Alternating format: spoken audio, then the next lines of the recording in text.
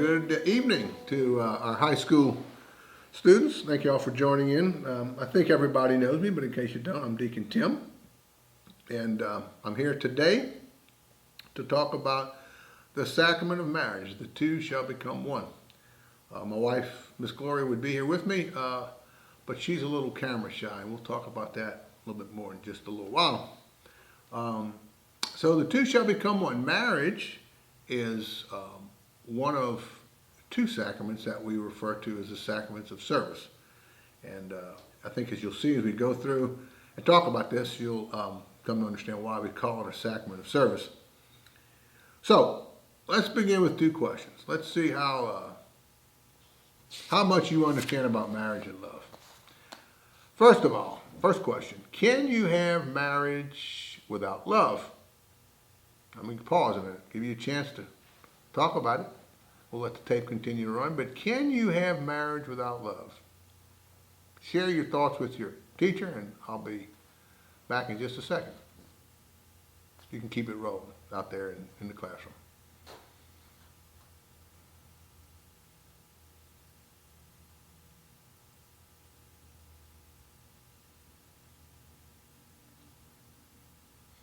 Okay, so the answer is no, not real marriage.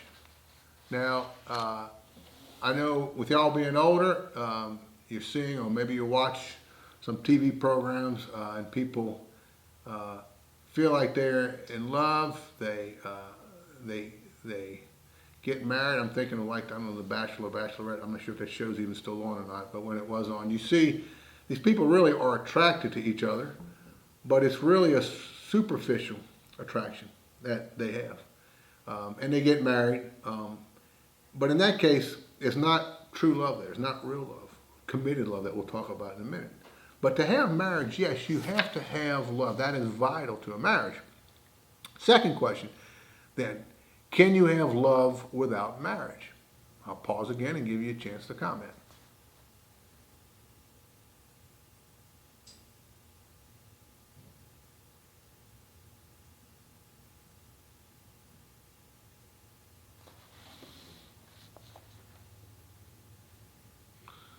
Okay, if they're still talking, you can hit the pause button, but we're going to move on here. Can you have love without marriage? Indeed, you can. Okay? And if you look at the diagram behind me here, I've got this big circle, this great artwork that I've done here. Love and marriage. The big circle I've labeled as love. And within that, of course, we have marriage. Marriage is one of a number of ways that we live out love in our lives. Okay? And we'll talk about that, how it's really a way that two people live out love. But you can also see love is experienced in many other areas of our life. Holy orders and religious life. The love that a priest gives to his parish in serving his parish, or a bishop to his diocese, or a religious sister or brother to those people that they serve through their ministries. Clearly that is love. Friendships and family. That love you have for good friends, or for your parents, or for your brothers and sisters, that's love of friendship and family. And then love, even in a single life, is very much so. People who are single, sometimes we think, well, they're married, they don't love. Of course they do. They love in what God calls them to do, as long as they remain in that single life. Many of you, probably most of you who are watching this, are single at this time. One day you'll be married, but that doesn't mean you have to wait to get married before you start loving in a way that we're going to talk about in just a second. Okay? So let's talk about love. First of all, I want to talk about the types of love, and then the characteristics of a marriage, the purpose of a marriage, and then finally I'll share a little personal information just about my marriage, and give you a little image of hopefully what you will see as a very good marriage. So, the types of love. Philios. That's love between good friends. So, a lot of times, going to a ball game on Friday night, going to a high school game, or just, maybe going to a homecoming dance and being there with just friends that you enjoy that. That's a special time for you. that bond you feel with those people is really a friendship type of bond, what we call a filios bond, love. Okay. Then there's familial love. Familial, it's really the love between family members. Okay, that's that love that you have for your siblings, for your parents, maybe for a larger family, sort of like your aunt and uncles and your grandparents. Okay, and a good example of that would be where when you're at home, and maybe your younger brother aggravates you, and maybe you don't feel a whole lot of love for him, younger brother, younger sister. Or maybe if it's your sister, it's your younger brother, he's in the bathroom messing with your makeup or whatever. Okay, but when you're at school and somebody's picking on them, I'll never forget my son, who's older, and his younger sister. When they were in high school, some guy flirted with her, did something that he shouldn't have been doing, and her older brother went over and talked to him, and he was a little bit bigger than this guy, and he had a pretty clear message for him. So clearly that was that familial love playing out. And then there's, of course, romantic love, okay, or what we refer to as conjugal love, and that is that very special love, that personal attraction that two people have for each other, a man and a woman, a male and a female. And that begins really with that physical appearance. You may be dating, you may be attracted to somebody, and normally what first draws you there is the way they look. There's something about them that attracts you to them. But over time, as you begin to find out more about this person, maybe about what they do, who they are, you're attracted to that. And that, as we learn as we get older, goes beyond the physical attraction. Okay. Love is love. That romantic love is between a husband and a wife. And it can be certainly between people that are dating, who've been dating and maybe are serious or beginning to commit themselves to each other. That romantic love. Okay. It is a partnership between just the two of them. All right. So, it's not, romantic love isn't intended, and conjugal love isn't intended to include more than just the husband and the wife. It is an intimate love. It's marked by sexual expression. We won't go into detail there, but you understand that's what separates that romantic or that conjugal love from the other types of love. There is a physical nature, a physical element to that. There are special things about each one of them that only they know, okay? So I know in my marriage, there are things at work, sometimes in ministry, that I can't go talk to anybody else about except my wife. And that's important. That love, there is a certain confidentiality that is kind of part of that romantic love.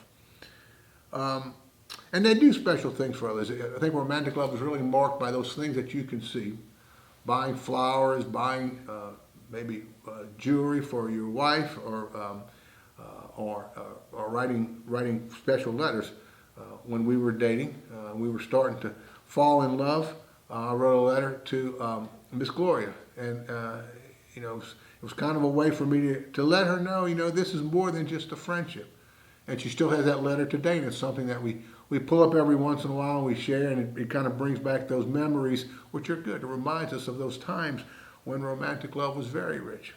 And romantic love should always be, it just doesn't stop after you get married or after you've been married for 5 years. It should always be there. But it does take work. It does take work for one or both of the spouses, or really both of them, to kind of rekindle that flame. Okay, another type of love, I think this is one that we kind of touched on, and it really is present in all these different relationships, is sacrificial love. It's not just in marriage, but it's fundamental and ongoing effort, always present, and it's always expected. It's always an expectation that we sacrifice. We put other people before ourselves. And again, that's why we call holy orders in marriage sacraments of service, because they are ones where we give ourselves to others in how we serve. We talked about sacraments of initiation, really begin our formation and continue our formation, and then sacraments of healing, where we're healed. But the sacraments These two, holy orders and marriage, are ones where we give ourselves to our spouse or to our community. I think marriage is mostly defined by the romantic and the sacrificial love. Both are always present. Well, we don't want to make the mistake of thinking, well, that means husband and wife never fight. I'm sure you've seen this with your parents.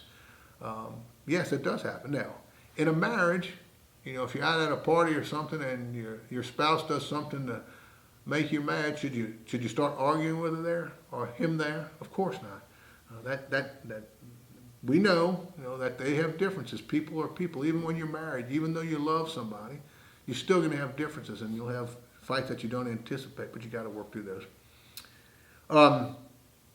Again, sacrificial love isn't found only in marriage. It is a type of love that it really is that common denominator to all other types of love. The last type of love, and I think the one that is the most difficult to achieve and one that we live out less frequently, much less frequently than the others, is agape love. And that's really the love you hear when we talk about how God loves us or how Jesus loves us. It's a love that is totally unconditional. There are no strings attached to God's love, and no matter how many times we sin, God continues to love us. And so that really is the most complete love. And it's one that we should try to even practice in our lives. We're human, and we're sinners, and we're selfish. It makes it difficult, but we still should try to practice that. The characteristics of a marriage between one man and one woman. Okay, that's important. I know what we have in society, what's going on, but the church has always taught, and will continue to teach, that it's between one man and one woman. It is a sacrament. God ordains it. He even desires it. It's not something that's made up by man.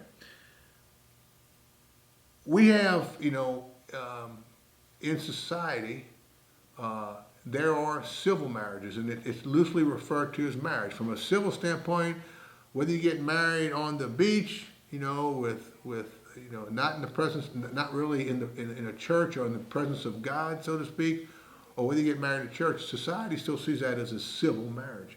But a sacramental marriage is one between two baptized persons, or between a baptized person and a non-baptized person that has been given a special dispensation from the church. And that's what we refer to as a sacramental marriage.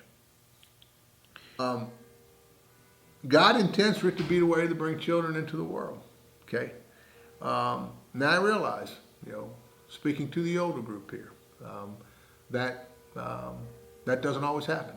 But that is the way that it is intended, for marriage to really be the way that God brings children into the world through marriage. They commit to remain married and committed to each other for their whole lives. Again, another characteristic of marriage. And that's important.